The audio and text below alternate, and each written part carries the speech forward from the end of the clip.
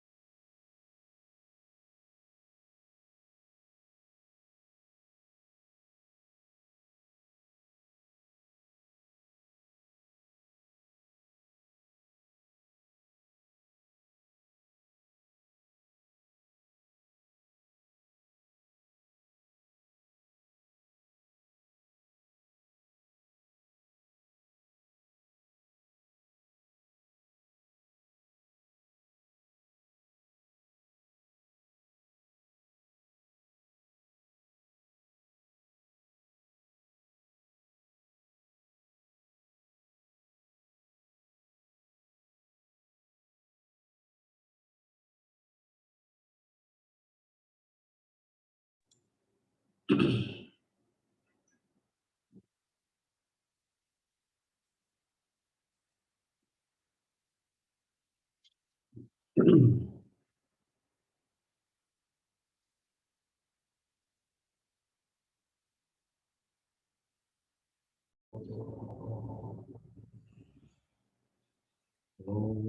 Sahana Bhavatu Sahanau Bhunaktu Saha Viryan Karavavahai Tejasvinavaditamastu ma vidvishavahai.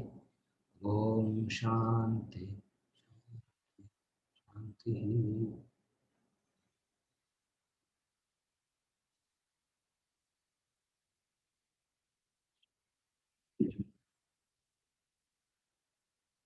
Verse number 18. Yada viniyatam chittam atmanyevavatisthate nisprahas sarvakamebhyah yukta ityuchyate tada. Yada viniyatam chittam atmanyevavatisthate nisprahas sarvakamebhyah yukta ityuchyate tada. When a perfectly controlled mind rests in the self alone, freed from desire for all objects, then it is said to be established in yoga. When a perfectly controlled mind rests in the self alone, freed from desire for all objects, then it is said to be established in yoga. We saw 16, 17 and all that, a preparatory practice, a spiritual preparing a person for yoga. Here, yoga has to be understood as contemplation, meditation. A person who is prepared for yoga rests in the self alone, freed from desire for all objects, then it is said to be established in yoga.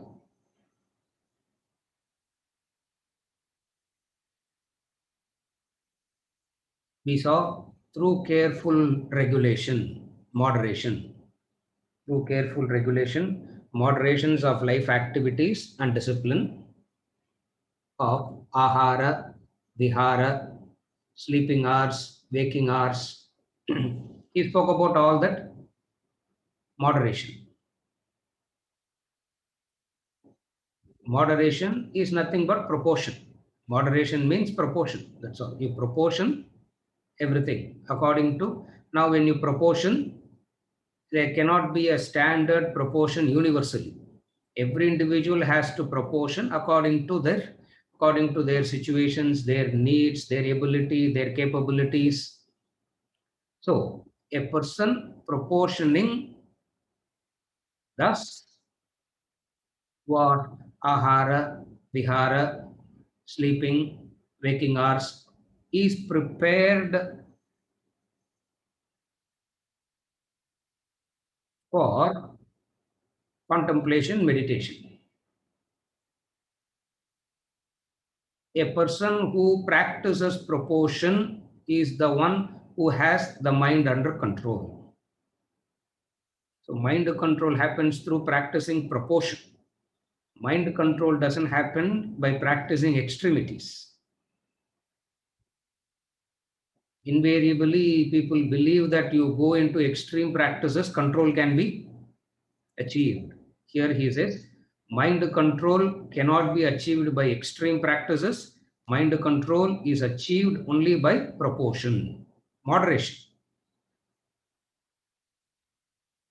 Proportion, we have studied it earlier. A moderation, a proportion. That is why Shastras never give a list. How many hours should I sleep, sir? How can you answer that question generally? How many hours can I sleep? So you have to ask, how old are you? If you are 3 years old, it is different. If you are 75 years old, it is different. So that question of how much, because control is always in relation to how much. Control being related to how much, there can never be a list to say, what is that? How much? And the mind always keep asking this question. One. Second is the mind believes that if there is a list given, it is easy to follow. Mind believes that if there is a list given, it's easy to follow. We'll just quietly, very easy to follow the list. Impossible to follow the impossible. You will follow. 3 days it will follow. 3 days, 4 days it will follow. 5th day back to square one. So how do you actually achieve it? By proportioning. That's what he meant by moderation. Previous words. Ahara, all the preparation. You just when the perfectly controlled mind rests in the self alone. When we are describing that word when a perfectly mind controlled rests in the self, then it is said to be established in yoga. Yada tada. When this happened, then this happens. When it has happened, then this happens. Now we are explaining what is that when. A proportion, a moderation.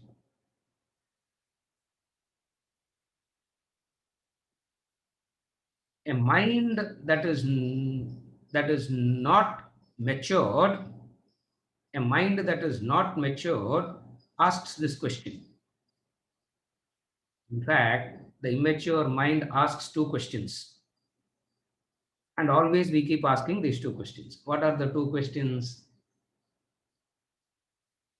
What is to be gained by all this? How long it will take? Two questions. What is to be gained by all this, and how long will it take?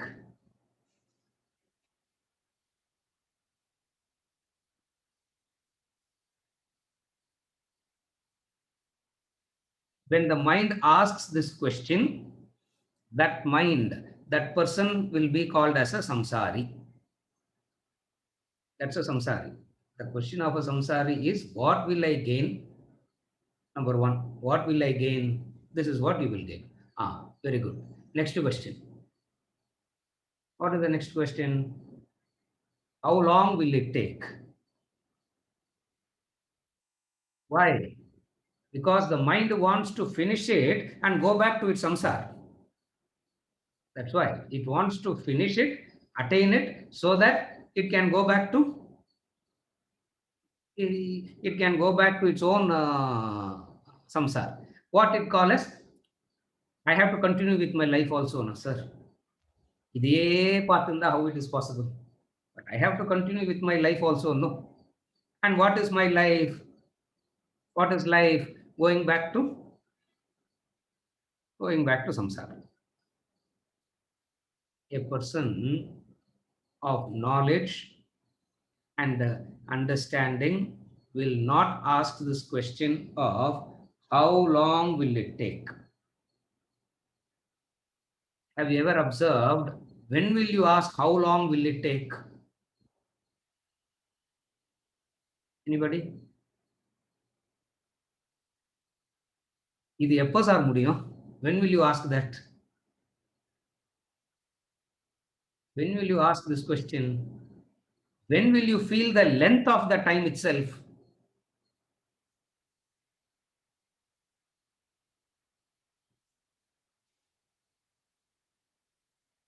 When will you feel the length of the time? When will you ask how long? இது எப்போ முடியும்? How long will it take? When you feel spiritual sadhana as a prison house. It's a prison house. You just want to quickly finish and get out.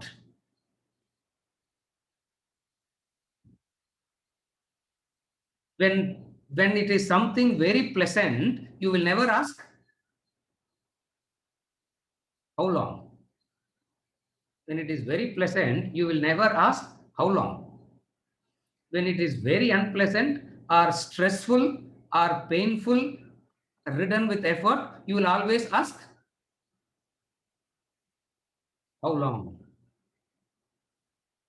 A person taking up a job and what is it called?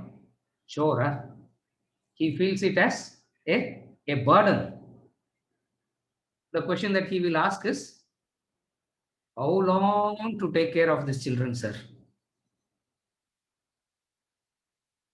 When do you feel it? The unpleasantness is felt only when it is a burdensome thing.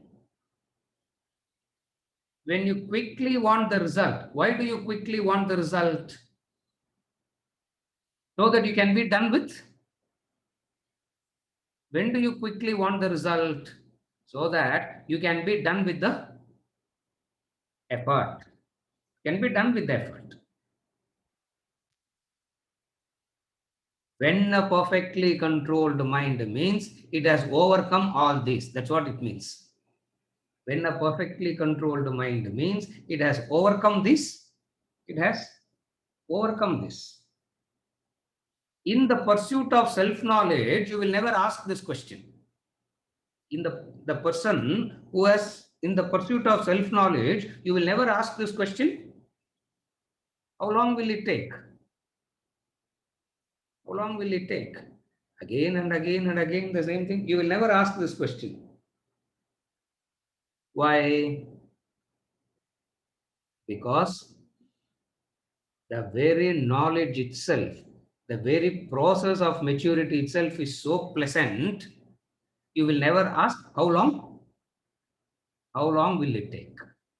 The very process itself is so, the very process itself is so pleasant, so elevating, so inspiring, so motivating. You will never ask this question, how long? In all worldly pursuits, you will necessarily ask this question, how long? Why? Because at some point of time it is, at some point of time it is frustrating, it's boring. Yeah. Another likes and another raga dvesha is waiting in the queue. Two, another raga dvesha is waiting in the queue. It says, vacate. Now I need attention. You are paying attention to one raga dvesha. How long can you pay attention for the other raga dvesha is waiting? That raga dvesha is telling, pay attention to me now. And then what do? You have to drop that and pay attention to the next set of raga dvesha. And you will continue paying attention to it for a while. And then what happens?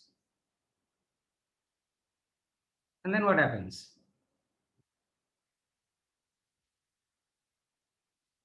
The other one is waiting. Yeah, the other one is waiting. And then you pay attention to that. By that time you pay attention to the third one, the first one comes back again. Okay, by the time you are paying attention to the third one, the first one comes back again. Why does the first one come back again?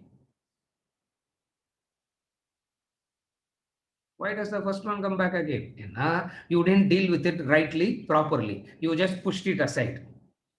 You just pushed it aside. And people misunderstanding, they don't realize that they just push raga dvesha aside to pay attention to the next raga dvesha.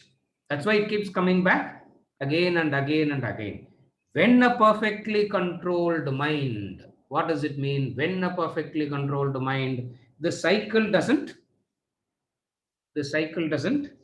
happen. When the mind has gained a certain composure, the mind has gained some kind of, and the mind has gained some kind of composure, remains in the self, one is free from desire for all objects. Sarva kamebhyah nisprahah. is free from all, is free from the desire of all objects. So first we saw the preparation. What is the preparation? The preparation itself is so pleasant. When it is pleasant, that's why they say, whatsoever you do, you should like what you do, because then you will not ask this question, how long? How long will it take?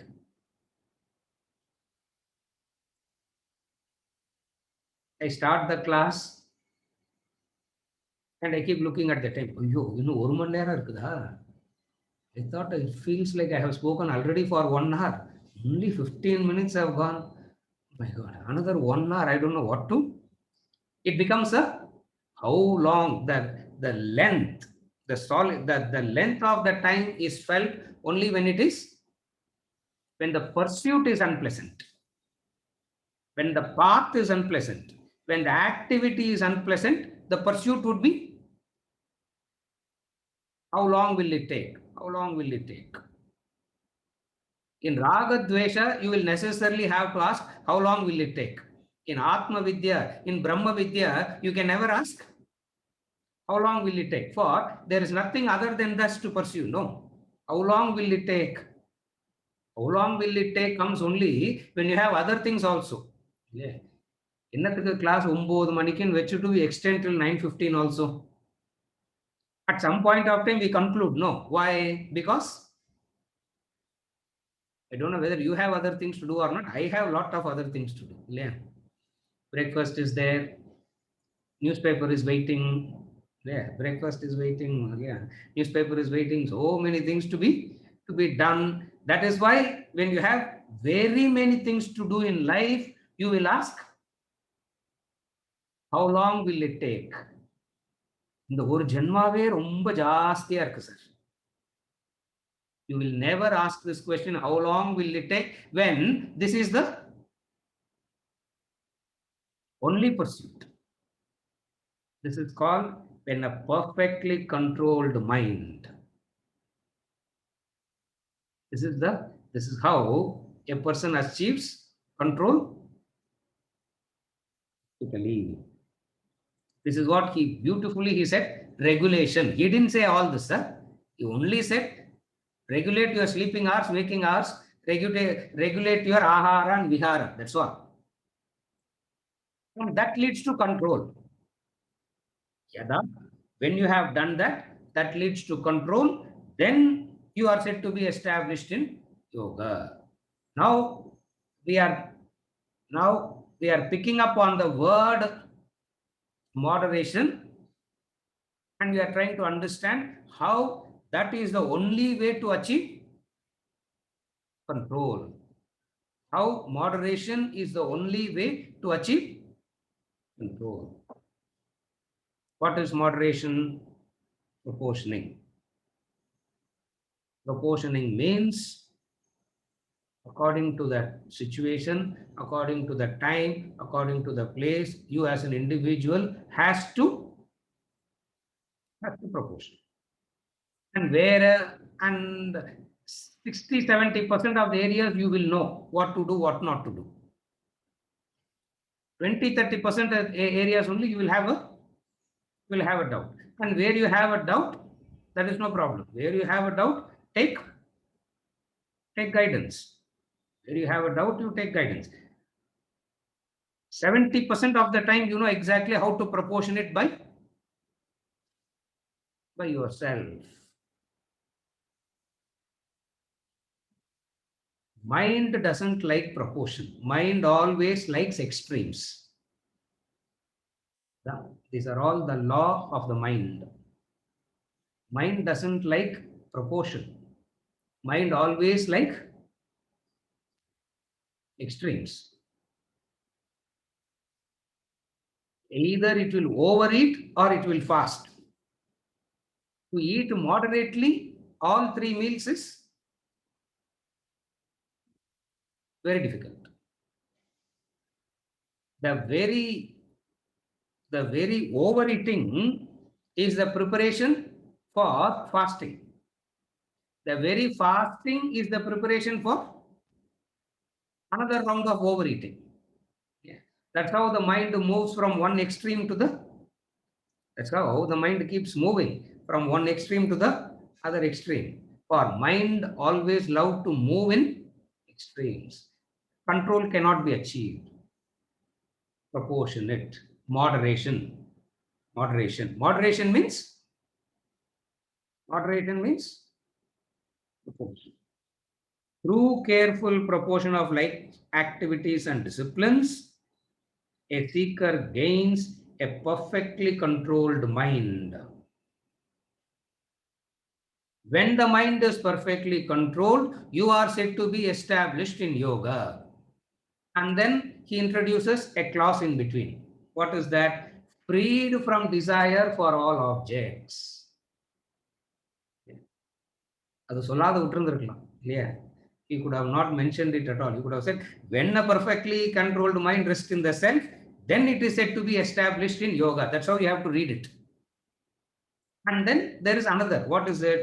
Freed from desire for all objects. What are the freed from desire for all objects? Objects is of two: tangible, intangible, visible, invisible. Freed from desire for all objects means freed from the tangible and the intangible, freed from the visible and the invisible.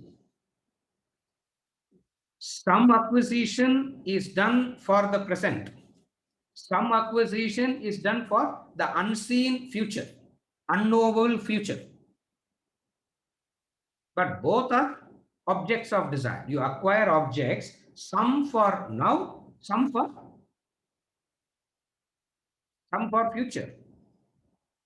Seen is the present, unseen is the future. Nevertheless, objects of desire means what? You acquire some for whatever you can accomplish now, seen now, that is present. Whatever is for the future is unseen. Whereas the Upanishads uses these two words, drishta and adrishta. Drishta and adrishta. And some of the beautiful words, we have lost the meaning of it so completely. It's so scary to use these words. Adrishta is adrishta. Now, what do you understand? Adrishtam word, so now what do you think? Chance, luck. Yeah. Adrishta is not chance. Adrishta is not luck. Adrishta means that which is not visible. So, not visible. You acquire for the present, which is seen. You acquire for the future, and that future is unseen. Meaning, you are insecure about the present. You are insecure about the future. A person is free from these two. He is not insecure now. He is not insecure about the future.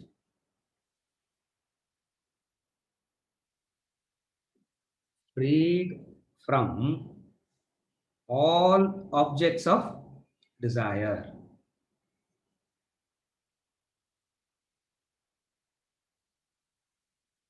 Freedom from longing. That's what it means.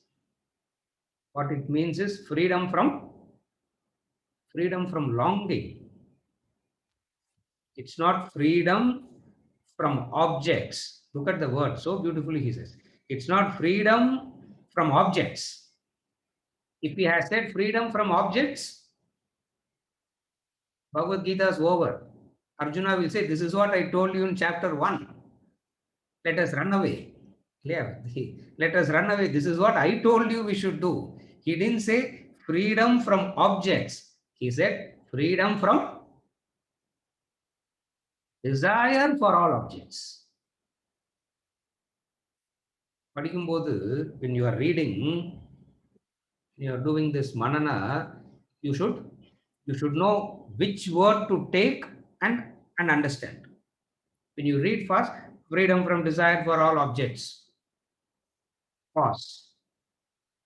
Freedom from all objects. That is one state.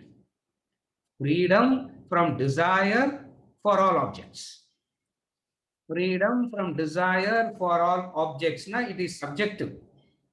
Freedom from objects. Now it is objective. Object means including beings. Objection is not only objects. Objects now it is inclusive of objects. Now it is inclusive of beings only. அப்படின்னா objects எல்லாம் விட்டுட்டு beings வச்சுக்கலாமா? Can I? So it means can I keep the beings and let go of the objects? Objects and beings do not come into the discussion at all. Are you longing for that? Are you longing for association? Are you miserable in that association? Again, I repeat. Are you longing for association? Are you miserable in association? Sometimes you will be longing for an association. After longing, you get that association. And that association turns miserable after a while.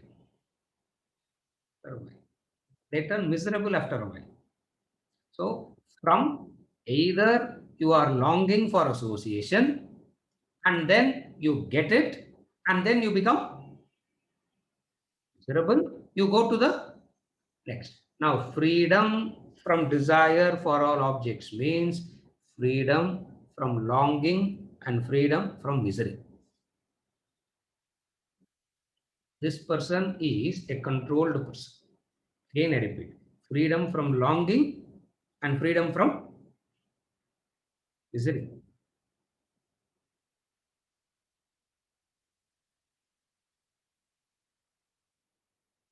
What is the nature of desire? Insatiable. The nature of desire is insatiable. Freed from desire for all objects means freed from that insatiable thirst for objects. Replace the words, it becomes clear. What is freed from desire for all objects? What is desire? Desire means that insatiable thirst. That's called a desire. That insatiable thirst is what is called as a desire. And what is this insatiety? Yeah? I don't know whether if there is a word like that. What does this do? Always manifest as longing and misery. That insatiable thirst is the disease. And how does the disease symptom? There is a disease and then there is a symptom of the disease. For everything, understand it like that. There is a disease and then there is the symptom. And what are the symptoms? Longing and misery.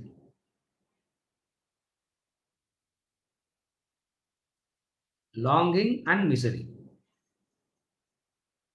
The objects keeps changing, the beings keeps changing, but the longing and misery doesn't change. So freedom from desire means freedom from longing and misery. Longing when you do not have it.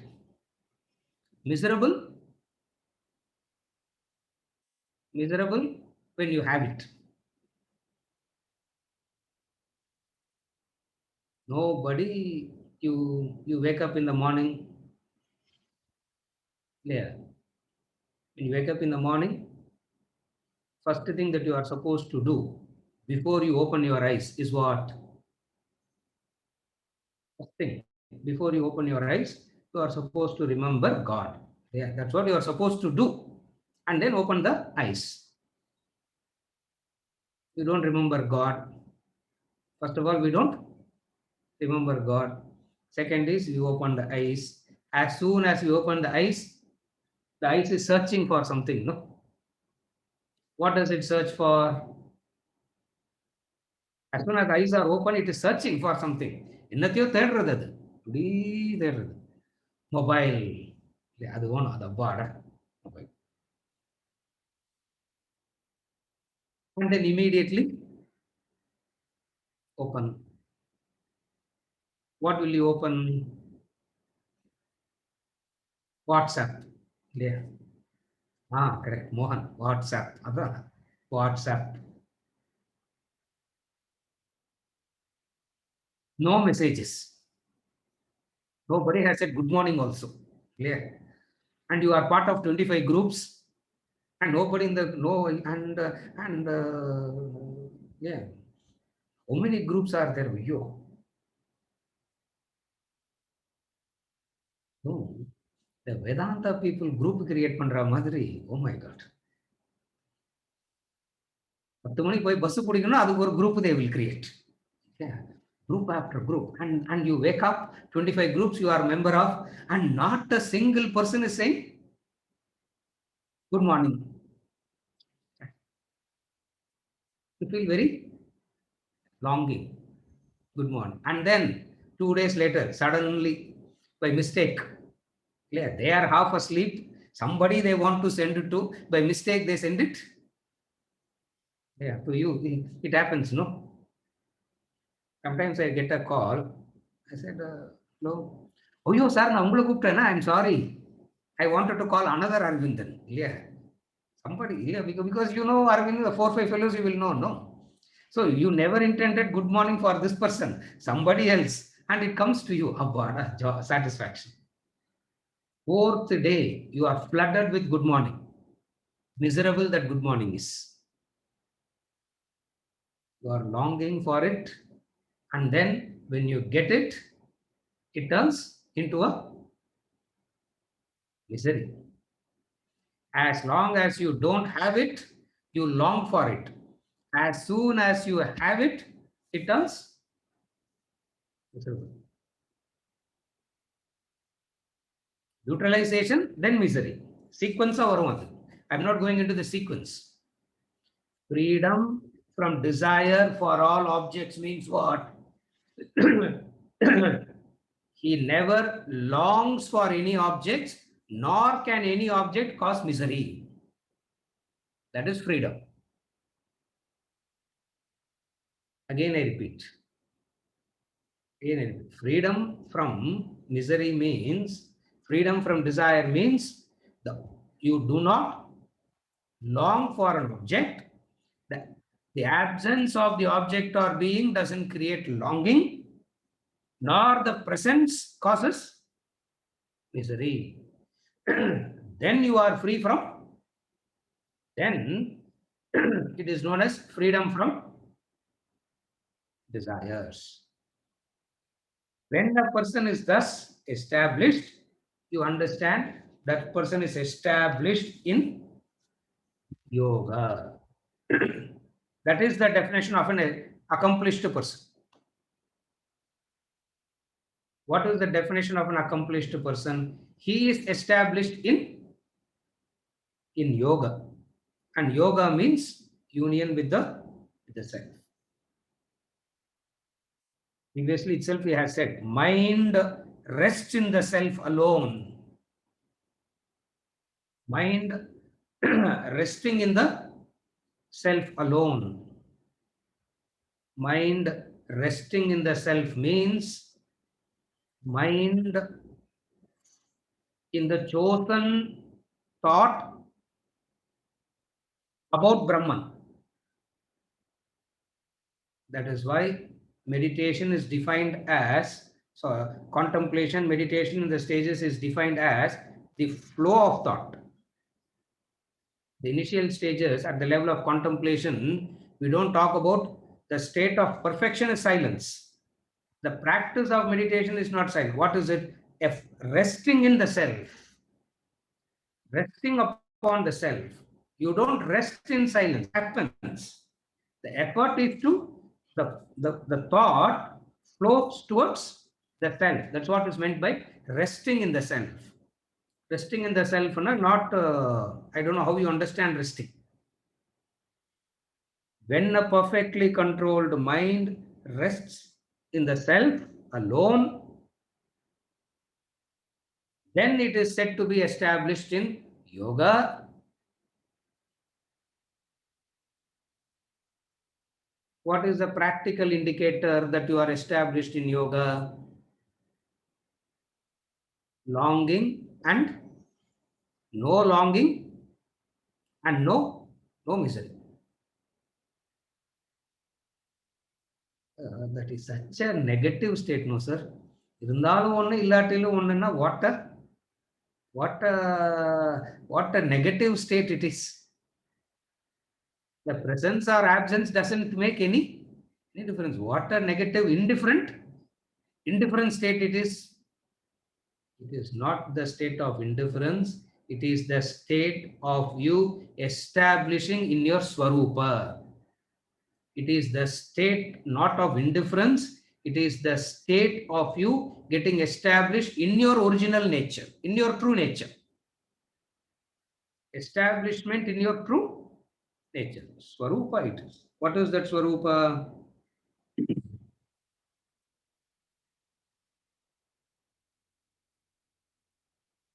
Sense of security is your Swarupa. Sense of insecurity is ignorance. Fulfillment, Purnatvam is your Swarupa. Apurnatvam is desire, having moved away from your nature. For a person who has recognized the Swarupa of oneself,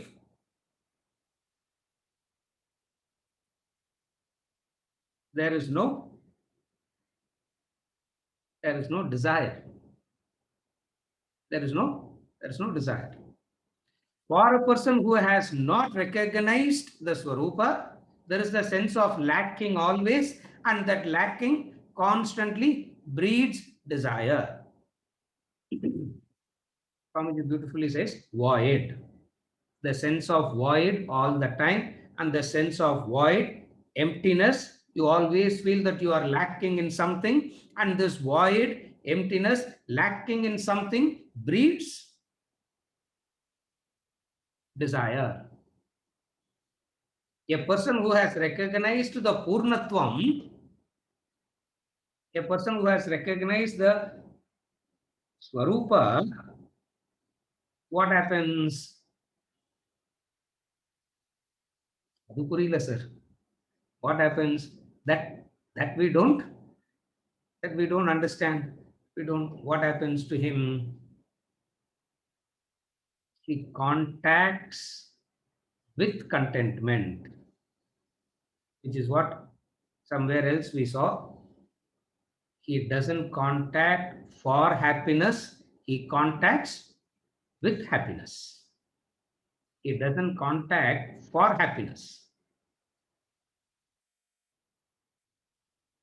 All our contact is for happiness. If it is there only, there is happiness.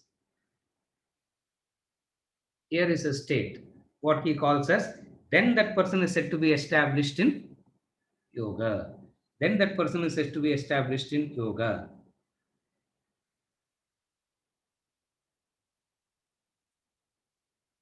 Whenever you desire, ask yourself, what am I seeking? What should I seek and what am I seeking? But we know the answer, no, sir. We should seek the self. We should not seek the world. Yeah. Shankaracharya will feel inferior in front of us, sir. Lord Krishna will feel inferior in front. Even before the question is completed, answer is written. Always ask this question. What is it? What should I be seeking? What am I seeking? Vedanta comes and says, what kind of wrong questions you are asking? There is no seeking at all, for you are that already. The problem is the problem is you feel that you lack something. From this sense that you feel that you lack something, what comes about? This desire comes about. So freedom from desire for all objects means you don't feel a sense of lacking because of objects or beings. Are you able to follow what is freedom from desire means? I'm trying to elaborate what is freedom from desire means from 2-3 angles where we can apply and see where we stand. So freedom from desire is not freedom from objects. Freedom from desire means freedom from a sense of lacking. So what is freedom from desire means? You don't lack anything, no longing. So what all you need to add freedom from desire means? First, no longing, no misery. You are not lacking in something. When you feel that you lack in something, you hoard. You hoard because you lack. You can't let go. Why you can't let go? Because you have to, if you let go, panic, fear sets in. Panic sets in, fear sets in. Freedom from when these three goes, when there is no sense of lacking, when there is no sense of longing, when there is no sense of misery, then it is known as freedom from desires. Then you are established in yoga. Then you are established in yoga. And what is established in yoga means? Established in the spiritual practices. Established in the spiritual practice. What are the spiritual practices? Shravana, Manana, Karma, Bhakti, all that. Shravana, Manana, Karma, Bhakti, all that are the spiritual practices. Established in Nididhyasana, contemplation, and then established in Dhyana, meditation. So yoga can be Shravana, Manana, Karma, Bhakti. Yoga can be Nididhyasana. Yoga can be Dhyana. Then he is said to be established in yoga. Such a person is the one who is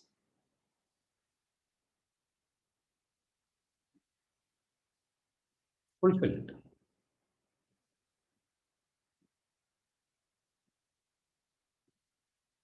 No more doubts. No more doubts. What is the doubt? What will happen to me? The on constant doubt. What is the constant doubt? What will happen to me? If I take vaccine, what will happen, sir? How we will know? Only if you take, we will know. If I don't take, what will happen, sir? That also we don't. How we will know? Constant doubt. What is the constant doubt? What will happen? What will happen to me? What will happen to me? What will happen to me? No, no, sir. I'm not so much worried about what will happen to me and all. Anything can happen to me, sir. I don't care. There are people, and they think they're cousins of Ramana Maharshi. They think that. They say, sir, anything, and I don't care about anything happening to me and all. I don't care, sir. I am ready for. I am ready. But nothing should happen to. Nothing should happen to my house. Nothing should happen. To who I call as mine, nothing should happen. But anything happening to me, I don't have a problem at all.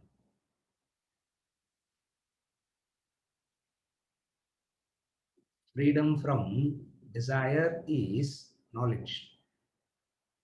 Freedom from desire comes through knowledge. What is the knowledge?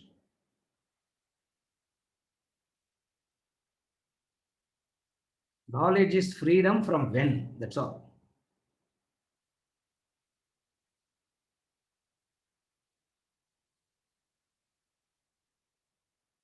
Freedom from this question of when.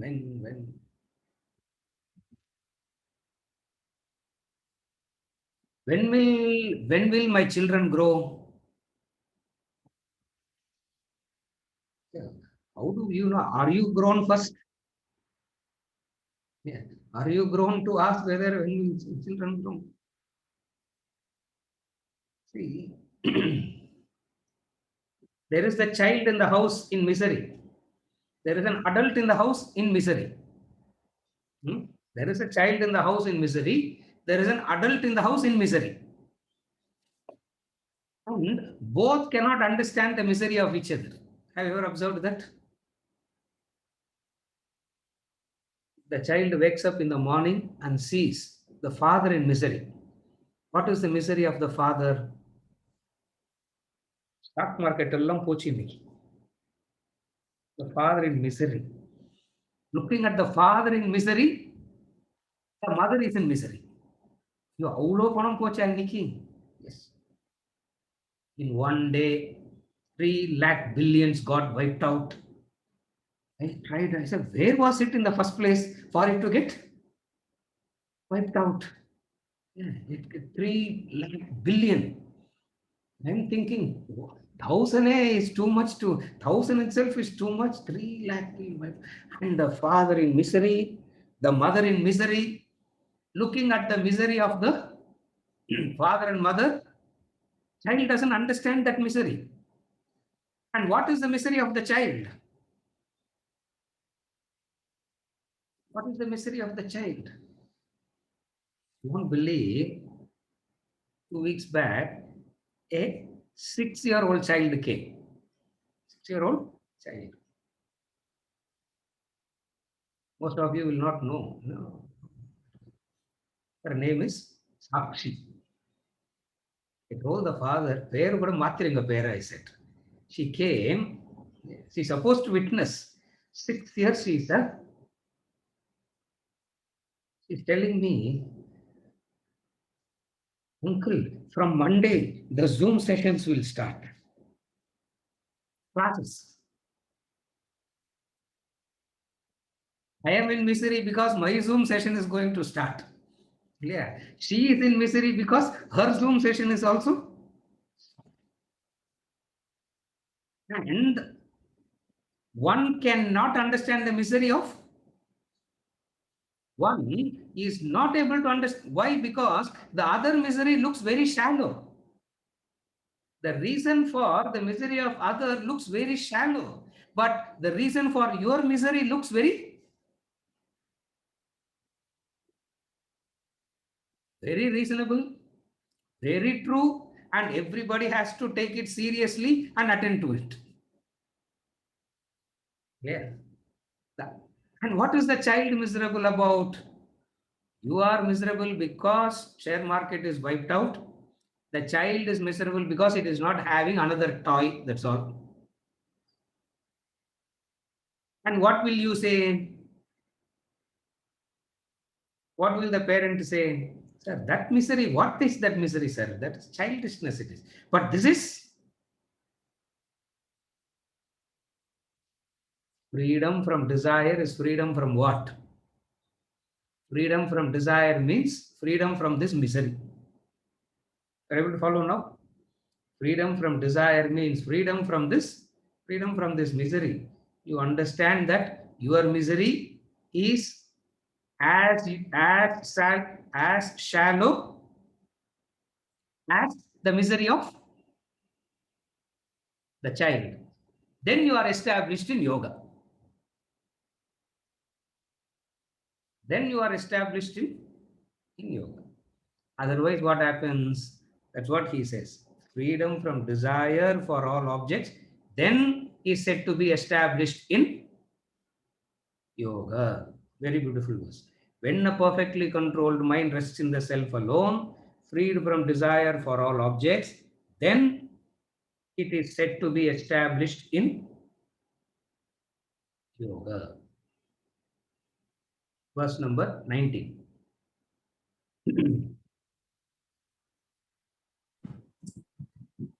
यथा दीपो निभातस्तः नेङ्गते सोपमा स्मृता योगिनो यतचित्तस्य युञ्जतो योगमात्मनः यथा दीपो निभातस्तः नेङ्गते सोपमा स्मृता योगिनो यतचित्तस्य युञ्जतो योगमात्मनः. As a lamp in a windless place does not flicker, that simile reflects a yogi with subdued mind practicing union with the self. As a lamp in a windless place does not flicker, that simile reflects a yogi with subdued mind practicing union with the self. Controlled mind remains peaceful. That's what he said. Controlled mind remains peaceful. And what is control? That you should remember now. What is control? Moderation. Disciplined mind remains peaceful. Controlled mind remains peaceful. Control means, discipline means moderation. As a lamp in a windless place does not flicker. That simile. Upama. That simile. What is that simile? Yata deepo nivatastaha nengate. As a lamp does not flicker in a windless place. The flame. What he means is the flame. Deepaha, lamp, not the lamp. What is meant is the flame. The flame does not flicker. It remains steady. As the flame remains steady in a windless place, upama, this simile. We have seen there are 4 sources of knowledge: Pratyaksha, Anumana, Upamana, and Agama. The 4 sources of knowledge: Pratyaksha, Upama, Anumana, and Agama. Agama, also known as Shabda. Now, here he is using the Upama as the means of knowledge. Here he is using Upama as the means of knowledge. I am saying that because he is using the word Upama. Saha Upama Smrita. Known by that. What is it? Just as the flame does not flicker in a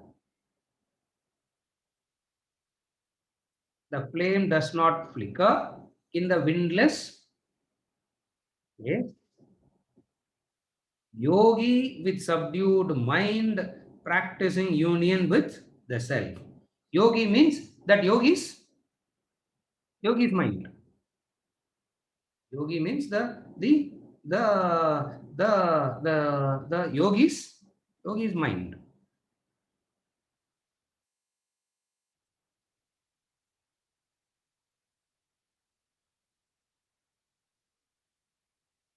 Flame is compared to the mind and the wind to the passions of the world. Again, the flame is compared to the mind and the wind to the passions. When strong wind blows, the flame flickers. Similarly, when worldly passions strike the mind, it becomes disturbed. It loses its stability. A disturbed mind cannot concentrate, focus. A disturbed mind cannot focus. A disturbed mind cannot concentrate. What happens? The light fades away. The light fades away. The purpose of light is not achieved. When the flame is protected by the shade, see, nowadays it's very difficult to understand this example. Children, they will find it difficult because they don't see lamp at all. No, அது கூட ஒரு electronic lamp தான். அது கூட ஒரு bulb. Previously, we have seen there is that glass case they put. There is the glass case they put on the lamp, and the glass case keeps the flame steady. What is the glass case? Spiritual disciplines are the glass case. Spiritual disciplines is the glass case. Remember that old lamps that we used to have? There will be a glass case. Every day they will take the glass case, wipe it, because in the night the soot forms a layer is formed. You can't, the light doesn't shine forth. So what you have to do? You have to take the shade, and that shade is made of glass. No, you have to wipe it, put it back. The shade cannot be a carpet. The shade is a carpet, what will happen? Pitch dark. So what is the shade? The shade represents the spiritual disciplines. Now what the shade does? This shade protects the flame from the onslaughts of the wind. The shade protects the flame from the onslaughts of the wind so that the flame doesn't get extinguished. Otherwise, the onslaughts of the wind extinguishes the flame.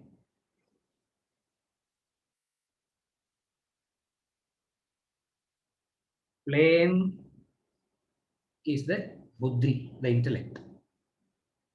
Flame represents the buddhi, knowledge. Wherever there is flame, light, in Vedanta, wherever there is flame, light, all is equated to buddhi. That keeps it alive. That buddhi keeps that flame protected by the shade is alive and is steady. When it is alive and steady, it lights. You see everything. You see everything clearly. This is first comparison. The second comparison is the flame that remains steady slowly consumes the fuel. Slowly consumes the fuel. What is the fuel? The steady flame alone can consume the fuel. Ordinary off aachina, what will happen if it is flickering and it extinguishes? What happens? Fuel is very much there. A steady flame burns and what is the fuel? What is the fuel? Vasanas. Desires is the fuel. And that fuel gets slowly extinguished. As the flame is kept steady, what is diminishing? The flame is kept steady. What is diminishing? The vasanas are diminishing. That's what is meant by a yogi with subdued mind practicing union with the self. The simile talks about the internal state of the practitioner of meditation. It is talking about what is happening inside of him. A very beautiful simile. Upama. What is the upama? A upama comparison always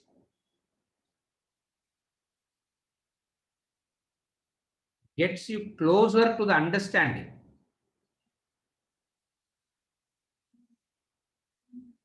An illustration cannot give you the knowledge of the object of illustration, but it can bring one understanding a little closer to it. That's what upama does. That's what comparison does. Pratyaksha brings the object directly. That is pratyaksha. Upama brings some object, but by bringing in some object, it gives you clarity of something else. That is upama.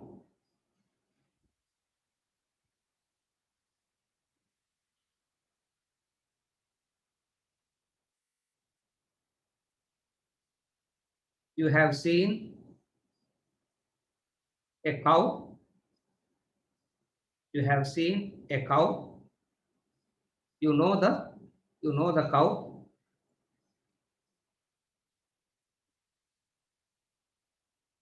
You are walking in the forest.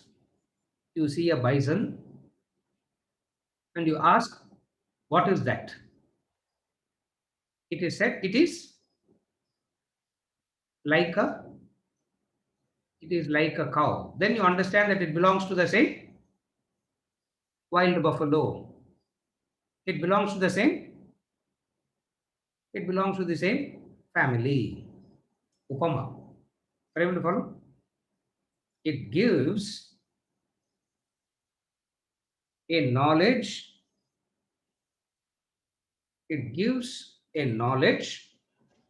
What is the knowledge it gives? The simile of the flame. The simile of the flame gives a very beautiful illustration of what is the mind of a wise man. What is the mind of a wise man? You need an illustration. Without an illustration, you can never understand the mind of a wise man. And that illustration, very beautiful illustration this is. Just as the lamp does not flicker in a windless place.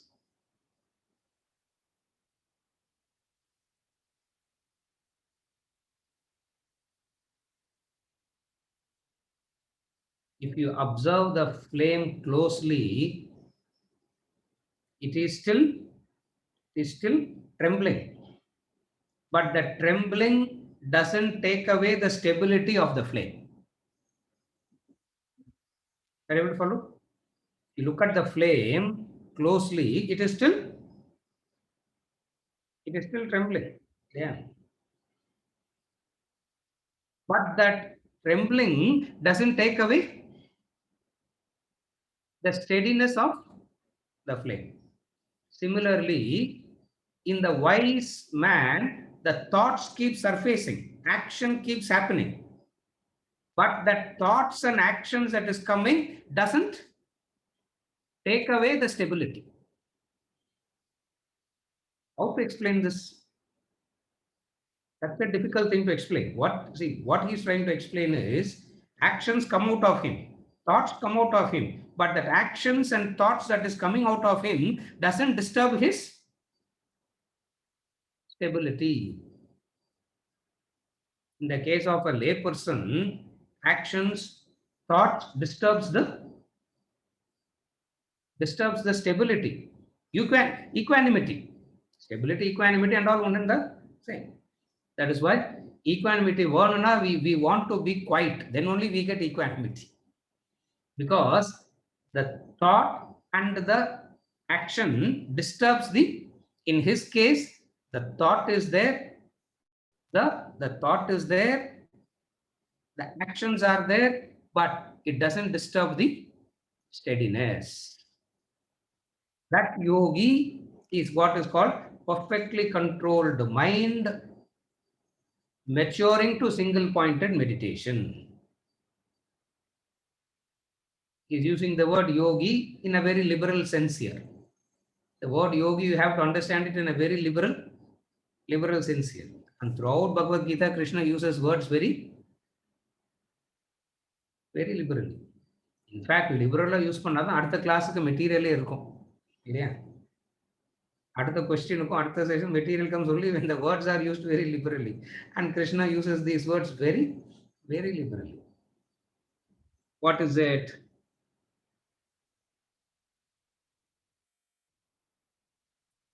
Something that can be understood directly doesn't require a simile. Carefully follow. Since he's using the word upama, we are discussing all this. If he has not used the word upama, he would have gone to something else. Now what upama irukra pasile, you hear it as, yeah, I am hungry. I don't know whether you are all hungry or not. I am hungry. Yeah. Upama, you hear it as what you are hearing it as. Upma. Breaking our head to say all this, and you are thinking of upma, and then what upma, rava upma, broken wheat upma, vegetable upma, and then from it will, yeah. This is what is known as unsteady. This is the flame flickering. This is the flame flickering. Yeah. This is the flame flickering. In the case of the wise man here, it doesn't happen that way. An illustration, you require an illustration only when something has to be conveyed which can't be conveyed directly. If something can be conveyed directly, you don't need an illustration. If you can rip open and show what is happening inside a wise person, you don't need upama. Pratyaksha is enough. But if you cannot understand what is happening inside a wise person, therefore a upama is given. What is the upama? How to describe the mature mind? Actions and thoughts come out, and still the equanimity is not disturbed. How to explain the state? Are you able to follow what he's trying to explain? What is the yogi's mind?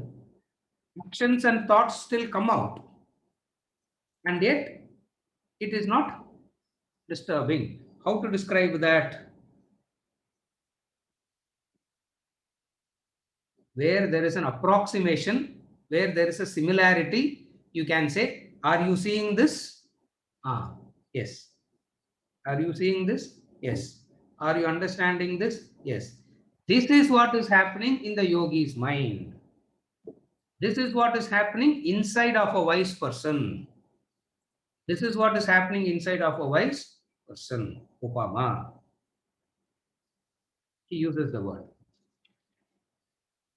As a lamp in a windless place does not flicker, that simile reflects a yogi with subdued mind practicing union with the self.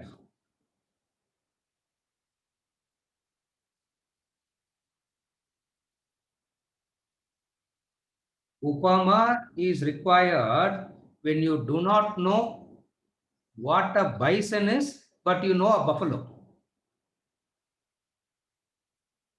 Upama helps when, supposing if you don't know bison and buffalo, it is of no use. Are you able to follow?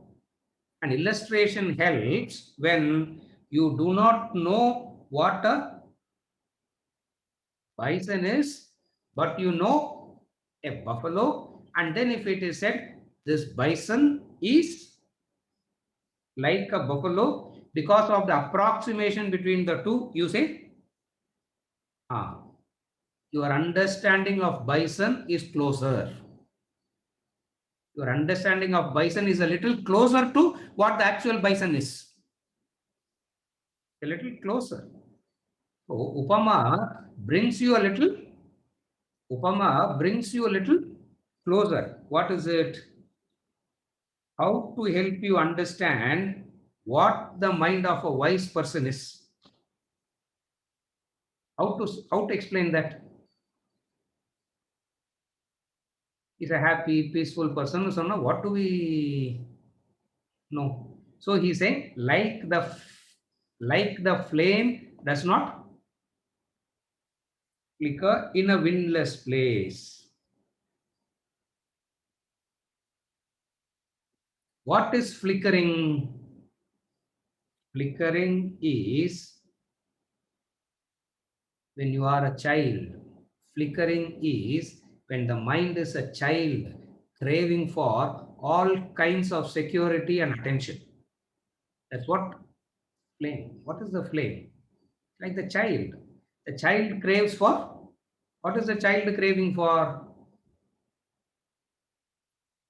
All kinds of security and attention. Even in the so-called grown up, the mind is still the, even in the so-called grown up, mind is still the same, craving for what?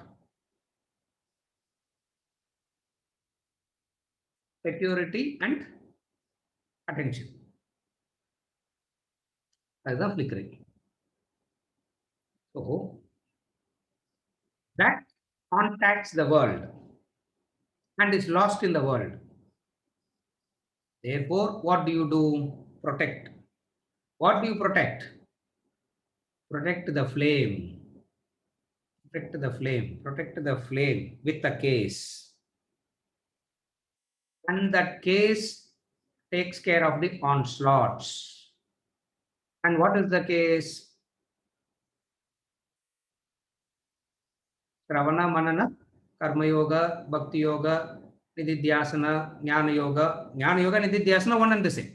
Karma Yoga, Bhakti Yoga, Nididhyasana, Jnana Yoga, Dhyana. That is the case.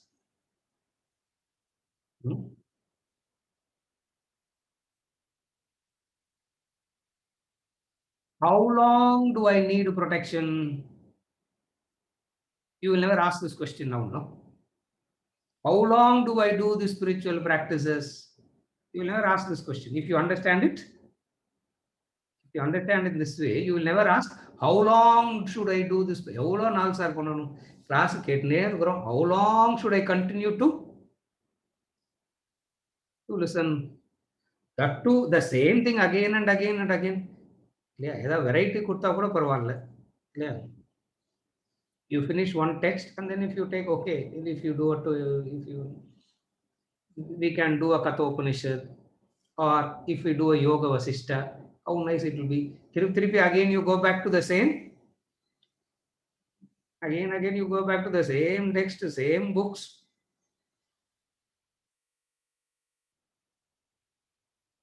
The flame gets extinguished. The flame has to naturally get extinguished by the exhaustion of the fuel. The purpose of the flame is to exhaust the fuel, not to get extinguished by the onslaughts of the external. Not to get extinguished by that. Fuel as the fuel get extinguished, the flame is kept steady. Yeah? The flame is kept steady, the fuel is getting extinguished.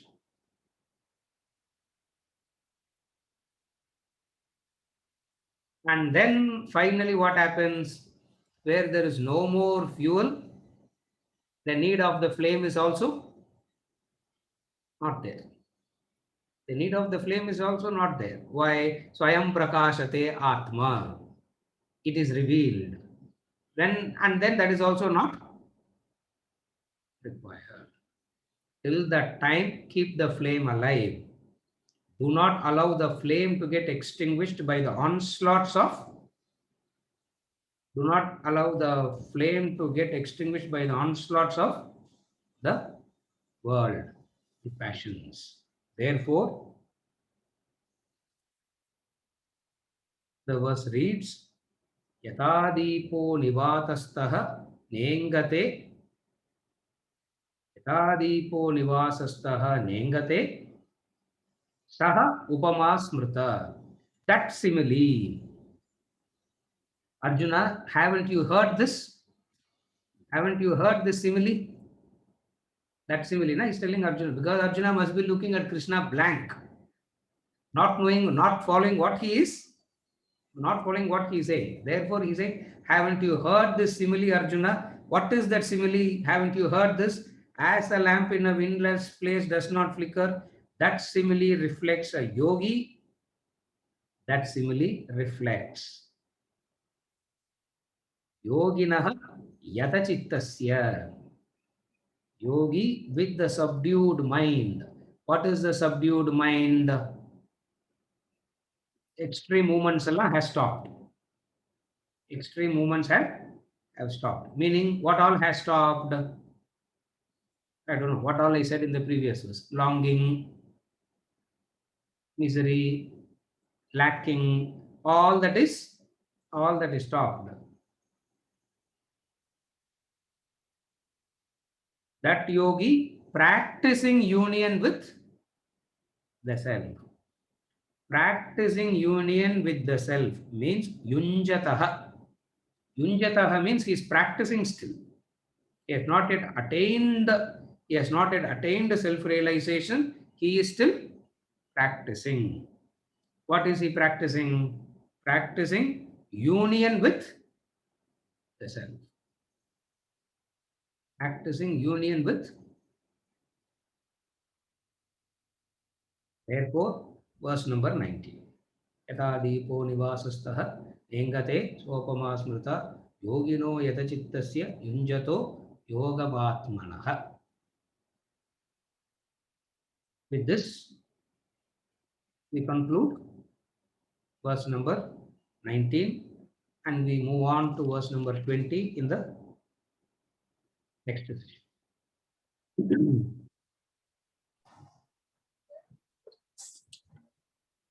Any questions that we have? Yes, Bharat. Bharat.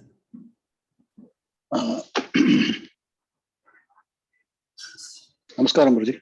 Yes, Bharat, yes. So we are always talking about thoughts. We are always talking about flow of thoughts. We are talking about desire. We are talking about many things. And we say that desire is a flow of thought. Yes. But unfortunately, I'm not able to get to the definition of a thought. Yes. So I refer to the English dictionary, the Chambers. Yes. And there again, it is a very, it just says the mind thinks or something like that. Yes. So basically, I'm just looking out for your help and direction and guidance as to where is this defined in our text. I'm sure it is somewhere. And so is it an experience? Is it just that we have to experience thought, and it's definitely, there is something else to it, right? And that's the reason why I was intrigued and I wanted to ask this question. Yes. What is a thought is the subject matter of inquiry of philosophy itself. The philosophy itself is inquiring what is a thought.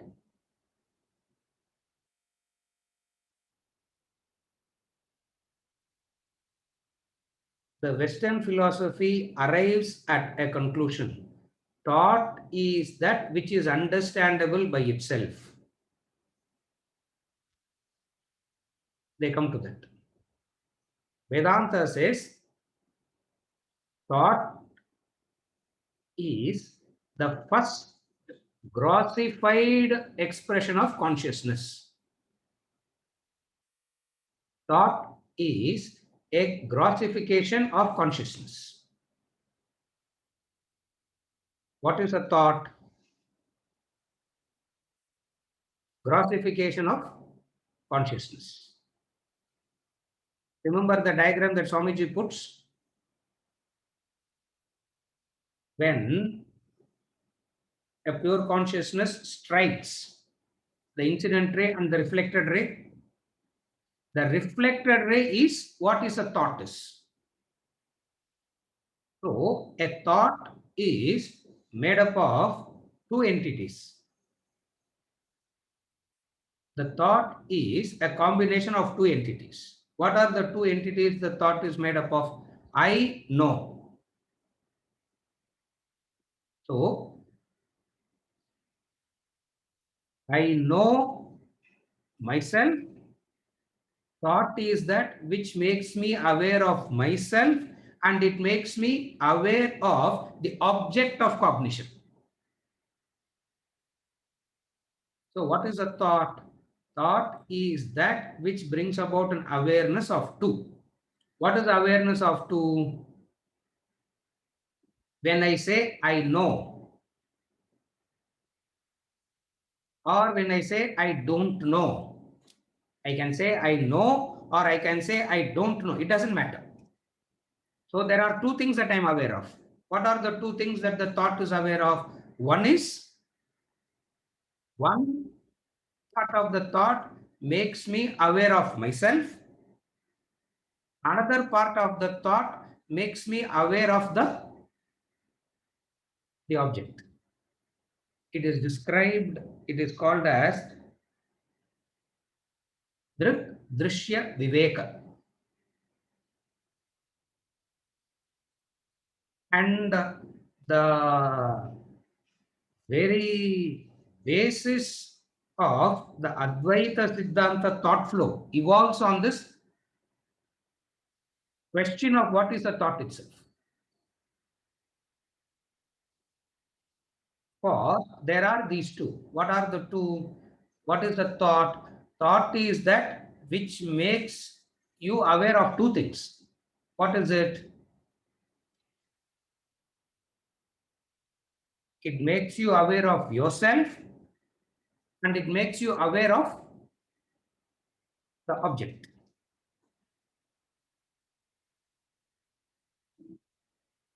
So thought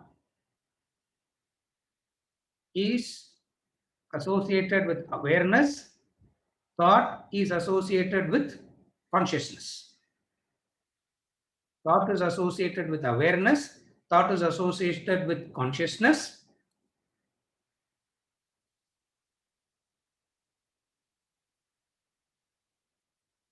In the deep sleep state where there is no thought, you are neither aware of yourself or aware of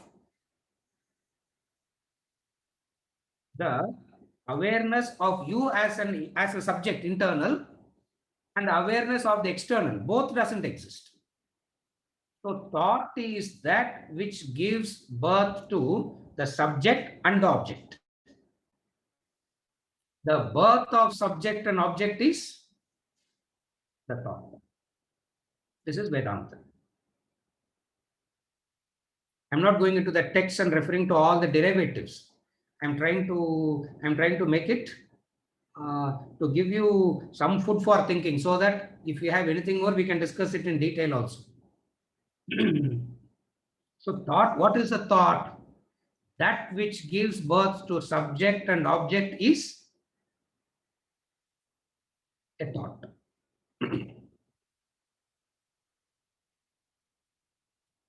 By what are you aware of as a thought?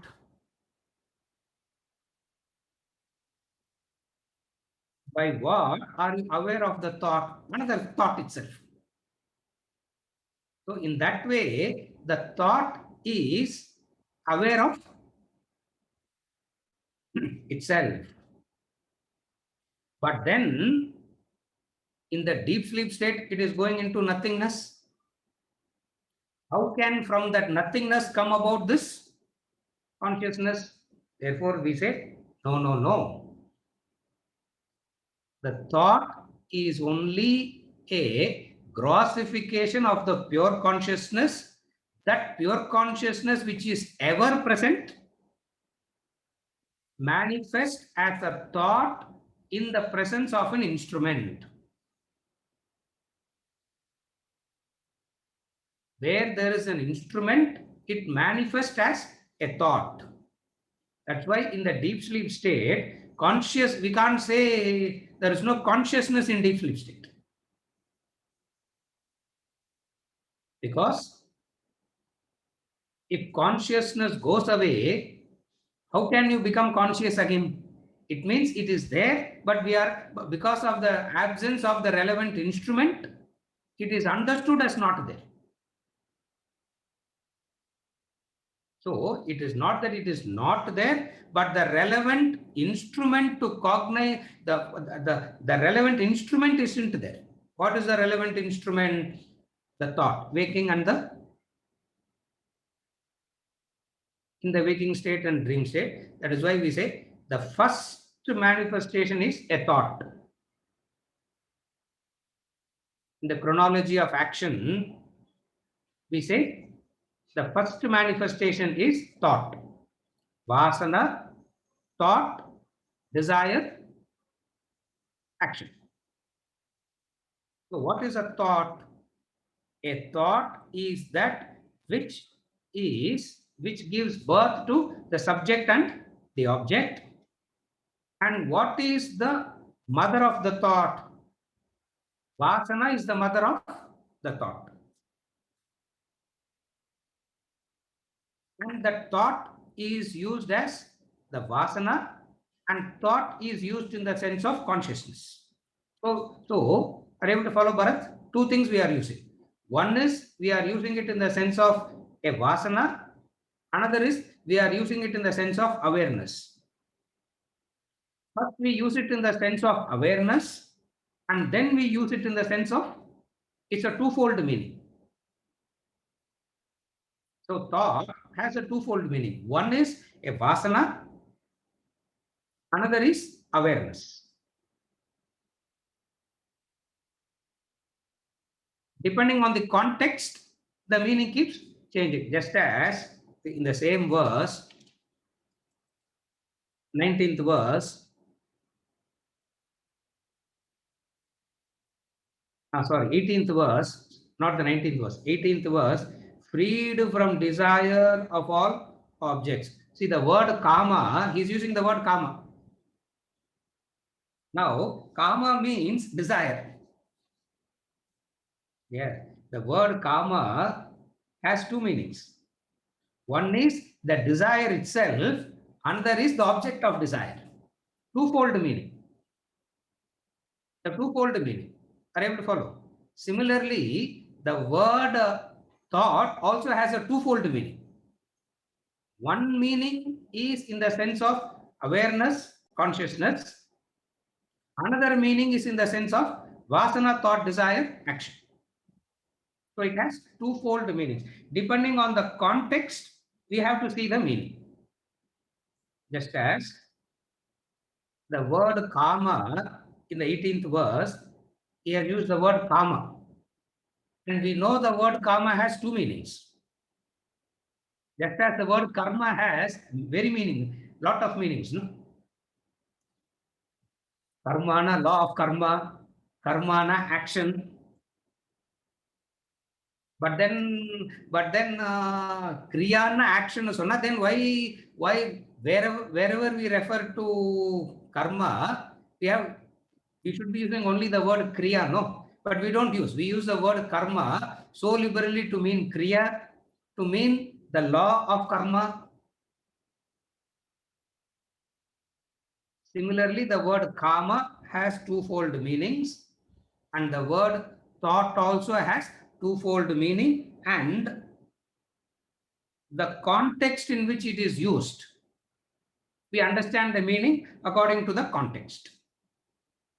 So thought in some context would be used as that which makes you aware of that which gives birth to the subject and the object, that which makes you aware of you and the object outside is the thought. How do you know that you are here?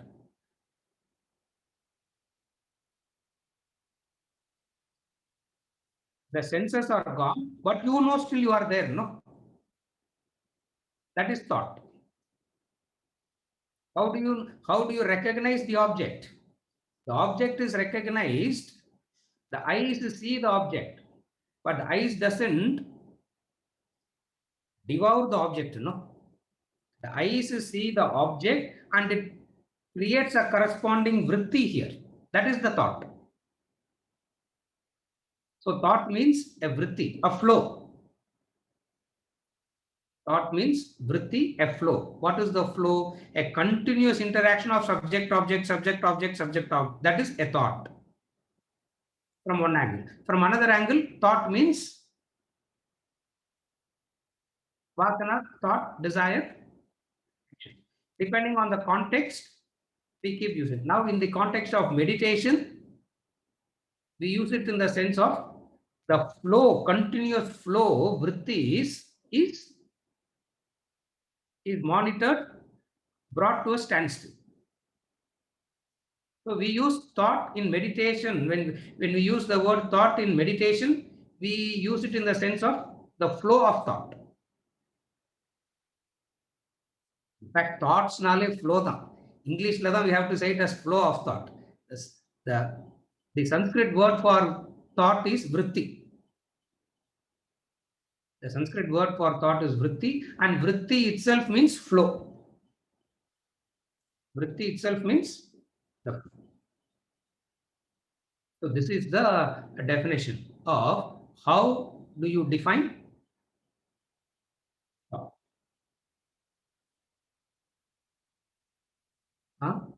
Was it helpful, Bharat? Yeah, yes. Now I have to think through the. Yes. Definitely, I am hoping that. Yes. So thank you so much, because I'm still very, should I say, beginning to think. Yes. I can't use the word think and thought. I'm feeling very, very. It's a very mixture of.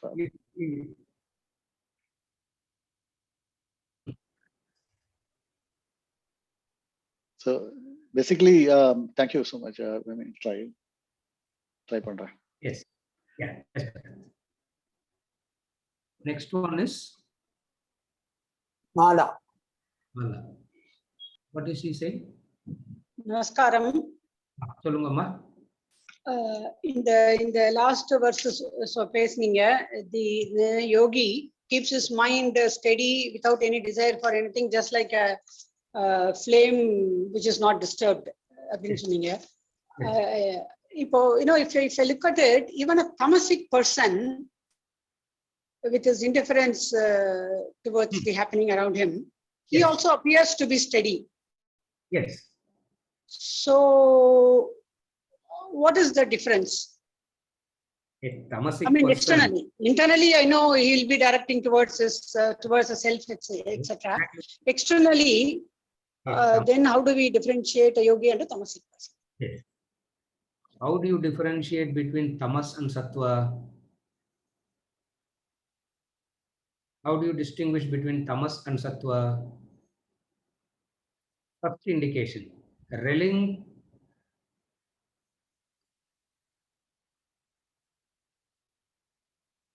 running away from obligations is tamas.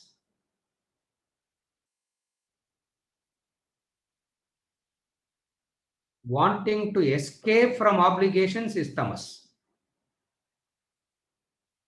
What is rajas? Agitatedly doing obligations is rajas. What is sattva? Performing obligations with inner calmness. This is how you can understand sattva, rajas, and I'm helping you to understand from the basic level. Then we can go deeper and deeper. First indicator of how do you distinguish between tamas and sattva? For both looks alike. What is tamas? Escaping from obligations is tamas.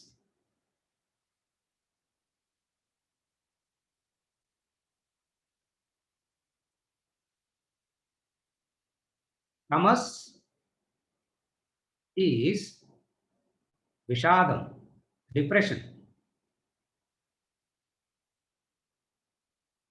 Tamas is vishadam, depression. Arjuna Vishada Yoga. He went into depression, inaction.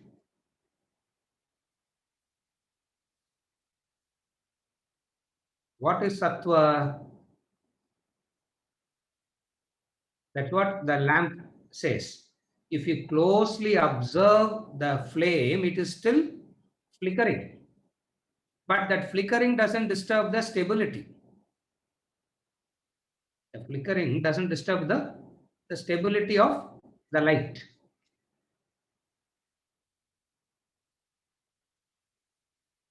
Tamas is pramada, heedlessness.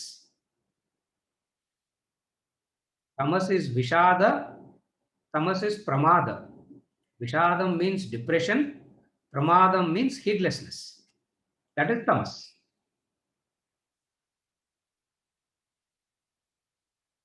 Example, a person sitting in depression versus a person sitting in meditation. From outside, both looks the same, no?